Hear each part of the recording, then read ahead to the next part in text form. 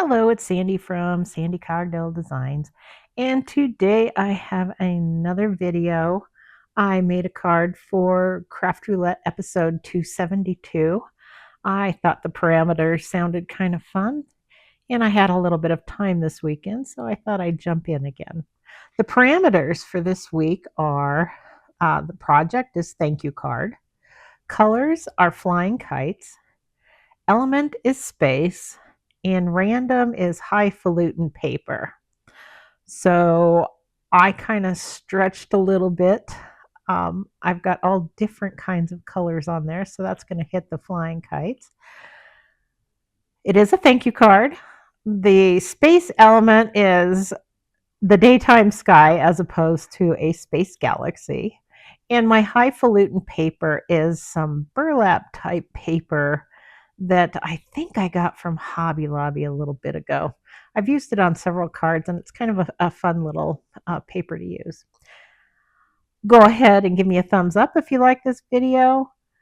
You can subscribe to my channel to be notified of future videos. You can follow me on Instagram at Sandy Cogdill or my blog, which is www.sandycogdelldesigns.com.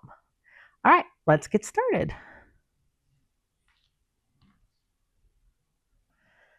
This card is going to be yet another interactive card. I am using the Trinity Stamps emergency card number 3, double slider, and that is a really neat collaboration that they did with Sassy's LLC. I am going to start with a piece of cardstock that is cut at 4 1/4 by 5 1/2. I'm going to find the center of that card, put on my little notch die, and run that through my die cutter. I'm going to do the exact same thing to another piece of cardstock, cut it that exact same size also. One will be the front of my card and the other will be the back. All the interactive mechanisms will be sandwiched between those two pieces of white cardstock. Now I'm going to cut a slit in the front of my cardstock, the one that's going to be the actual background of my card. I've measured down 3/4 of an inch from the bottom of that notch, and I'm using the die that is the third from the smallest die. I'm going to line that up in the center of the card, making sure that it is straight and parallel to the outside edges on the right and the left. To do that, I am using one of my quilting rulers, and I'm measuring over from the left just a teeny bit under 2 1/8 inches. That helps me get that piece lined up straight. Once I get it on there, I'll go ahead and tape it down with some temporary tape and run that through my die cutter. Next, I'm going to start decorating the background of my card. I am using Trinity Stamps Puffy Cloud Layers stencil along with some tumbled glass Distress Oxide ink and their blending buddies. Now, if you haven't tried their blending buddies, I highly suggest you at least buy one to give it a try. I love these things. They are so comfortable in your hand. They do such a nice job of blending. I like to say it just feels like spreading butter with them. Oh, I'm just a huge fan. In fact, I've now bought the full set of 12 and will probably buy more so that I can have some extra ones and ones to use with my oxide inks and then ones to use with my regular inks. Back to the card. I'm just using that stencil and I am just laying in some clouds going down probably about 3/4 of the way. I don't even know that you'd need to go that far down because the one panel is going to be covering up most of those cards. But that's what I did. So I'm going to get those layered on and then we are going to move along. Now I'm working on the tabs of the card.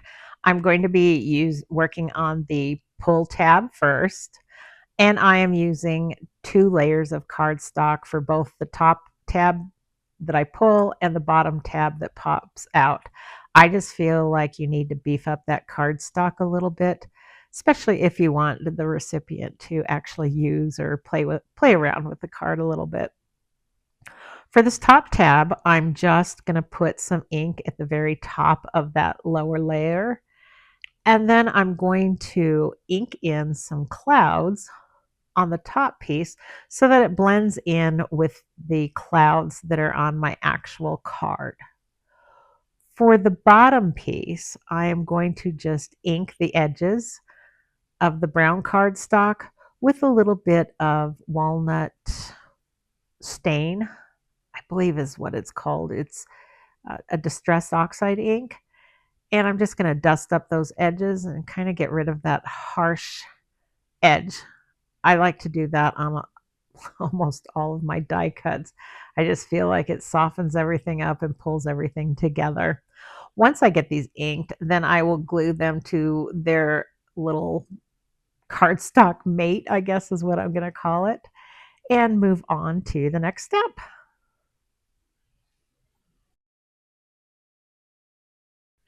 This is some really unusual paper.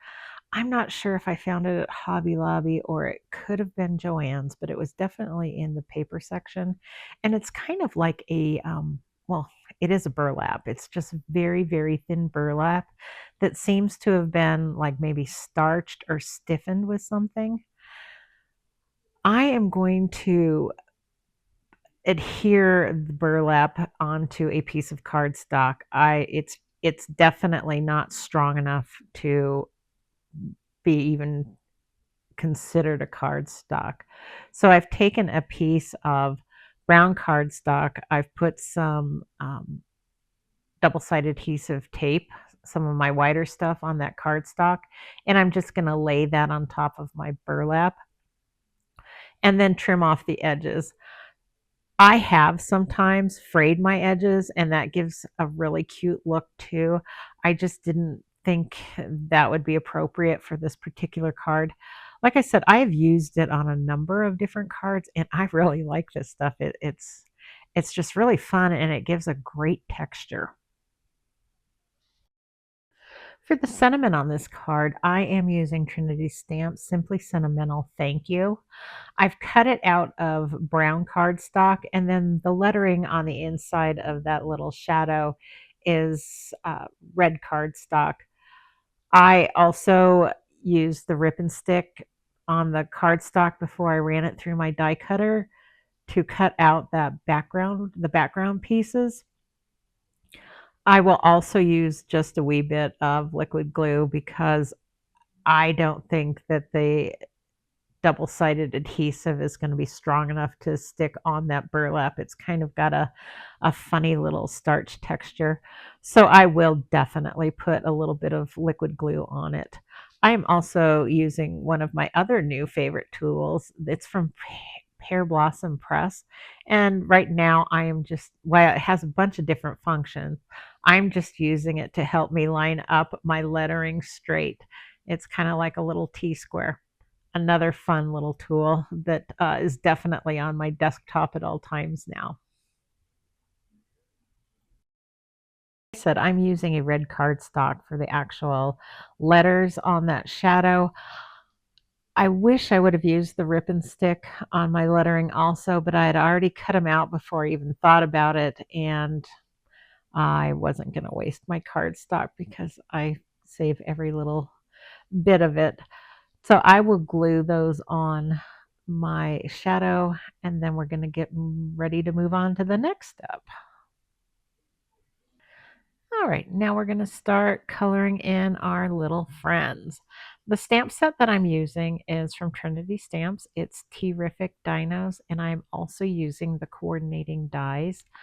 I will be coloring with Copic markers.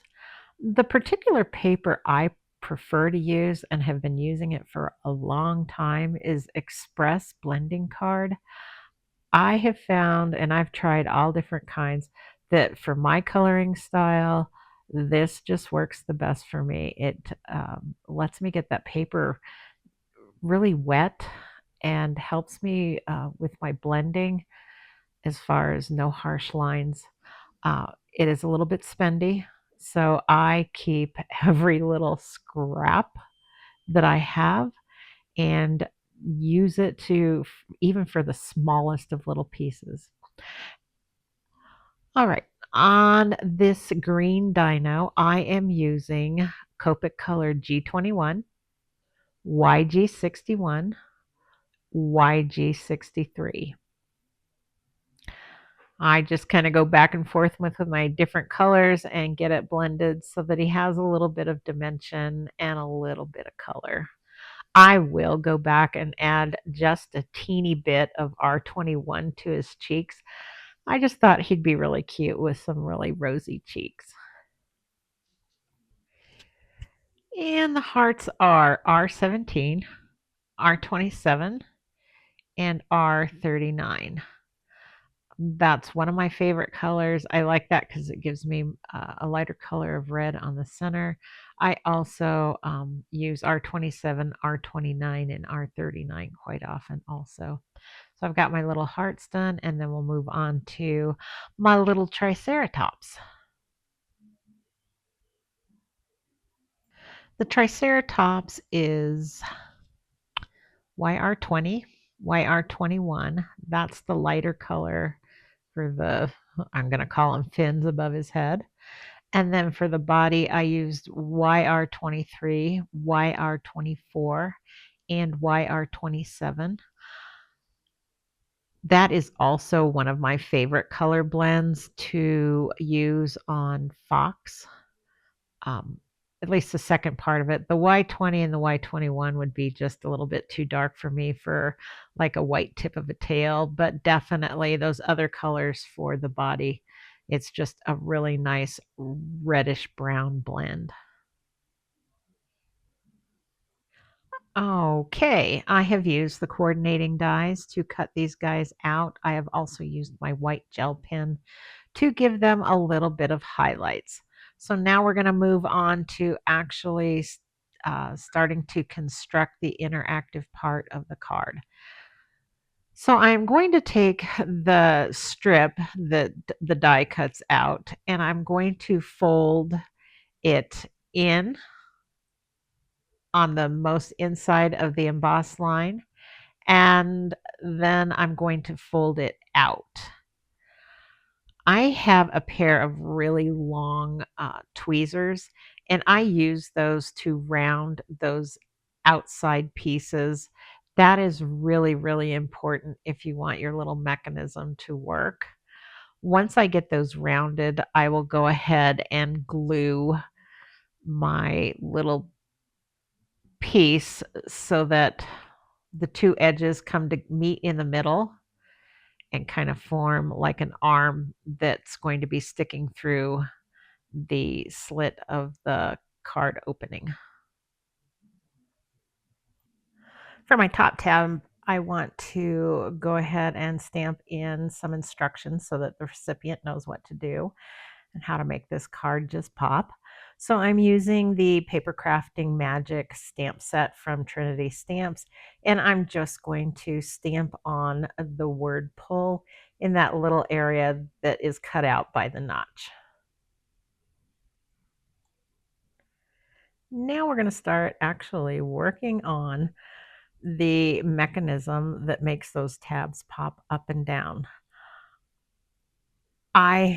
As I said before, just love this die set. I do a lot of interactive cards, and this one by far is the easiest. Um, I actually made some cards for a card swap. I'm going to Paper Ganza in July, which I'm over the moon excited about. And I did 10 of these little cards. Not this particular card, it's a Halloween themed one. But I've gotten pretty darn good at it. I'm going to take some double-sided adhesive tape and I'm going to place it along top of the plastic piece of acetate. I cut that piece of acetate 2 1/8 inches, I believe. It's just a little bit smaller than that opening on what I'm going to call the H, which is that cardstock piece that kind of looks like an H. I'll go ahead and wrap the acetate around that piece and peel off the tape, the protective tape, and lay my acetate over on top. It's really important that you don't put the acetate too tight on that H because it won't move. It won't slide up and down. And it's also really important to make sure your adhesive doesn't extend past the acetate, or that's not going to move either. I'm going to trim off that extra little bit of acetate, and then I'm going to put some more double-sided adhesive tape right on top where I put that first layer. Then I'm going to flip my H over and put another piece of the adhesive tape on the bottom of the acetate. Again, making sure that I don't have any glue sticking out from those sides. I have rode the struggle bus a few times by not being really careful with that. I'm taking 1 millimeter with, well, it's probably closer to a 1/4 inch wide, but it's 1 millimeter thick foam tape, and I'm placing it on both of those H arms.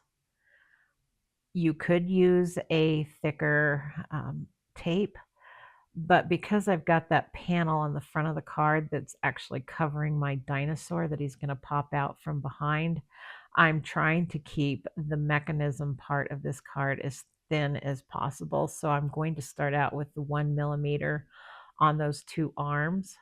And then when I fill in the rest of the card, I will be, with the foam tape, of course, I will be using a 2 millimeter thickness.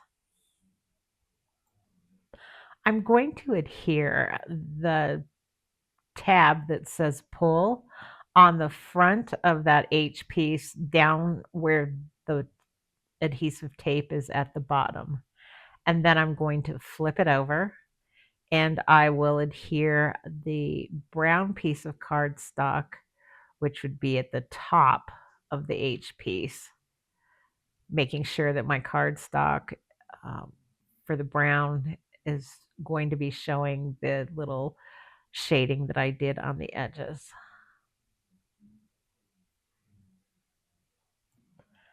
Now I'm going to take that little piece of paper that I glued and rounded the outside edges of the paper. I'm going to put a little bit of adhesive tape on the back of that tab. I will do actually 2 layers of that. And then I will feed it through the slit in the front of my card where the little cards are.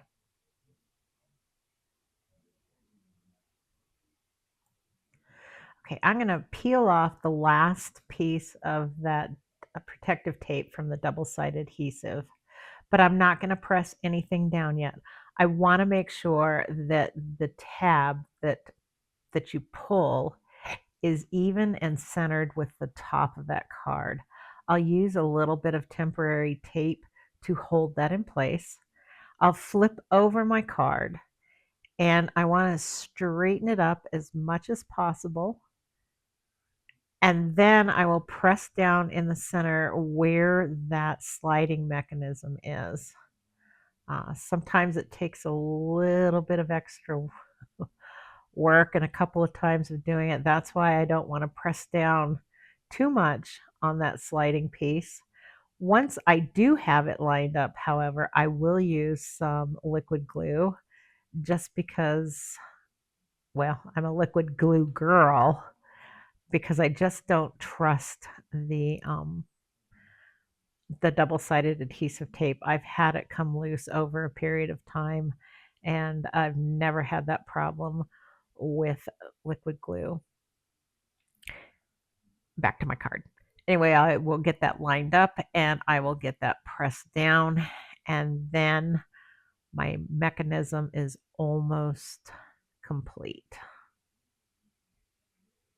Now that I've tested it a couple of times, just hanging on to the sides, I will just go ahead, flip that over, and peel off the protective tape that is closest to the card front and get that permanently put into place.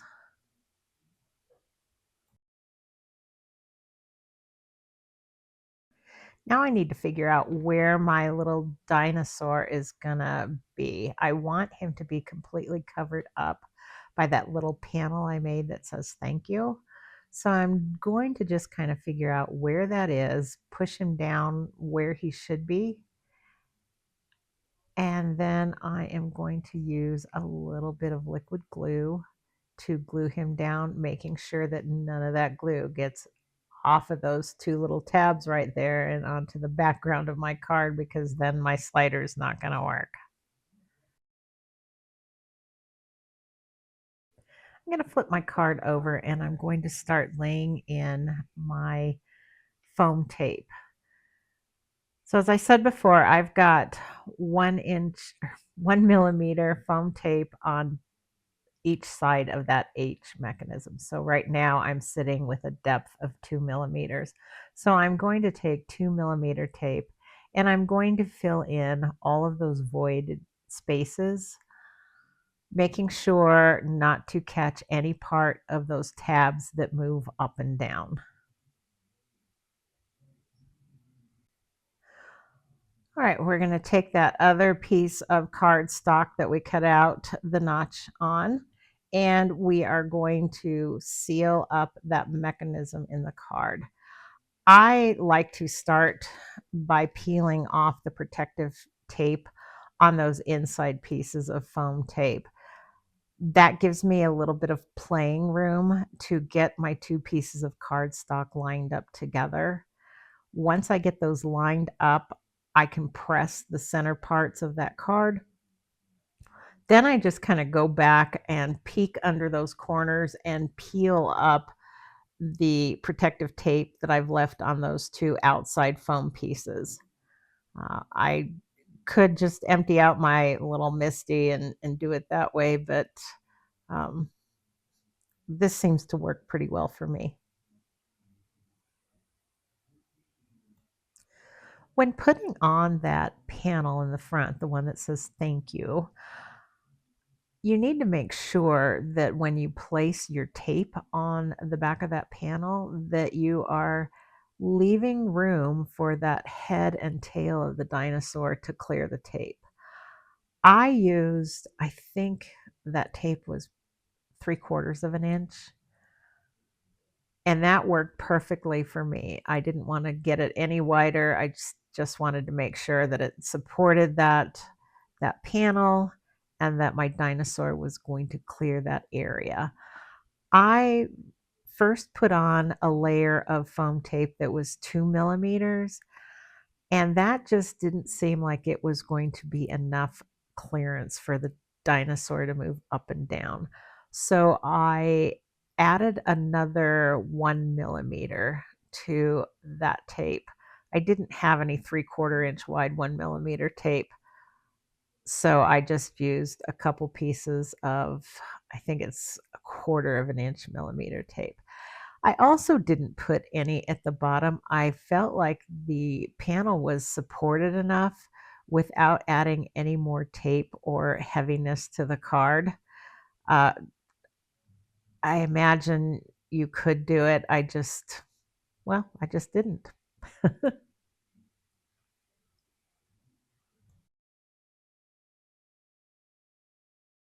Now it's time to finish up that card. I went ahead and adhered my little triceratops at that lower left-hand corner. The sentiment, I used the sentiment that came with the Terrific Dino stamp set, and I just heat embossed that on the white card, or sorry, the red cardstock with white embossing powder, and I used the coordinating die to cut out that little bubble shadow around it. I went ahead and adhered that to those sentiments to the tabs. As I was looking at it, I decided I needed something else that seemed a little bit flat. So I added a few clouds and I used some hearts to kind of just fill in some of that open space. Unfortunately, that does not show on my video because my battery on my cell phone died, and that's how I do these recordings. So you can look at my little still pictures and see exactly where I added those hearts and the little clouds. Again, making sure that when you place things on the sky part of that card, that your little dinosaur isn't going to catch on them.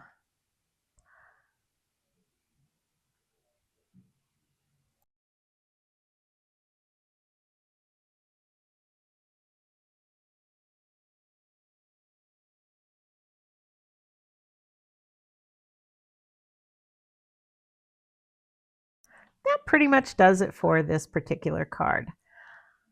I am really happy with the way that little panel turned out. I've been wanting to try that for a while, and it works pretty good.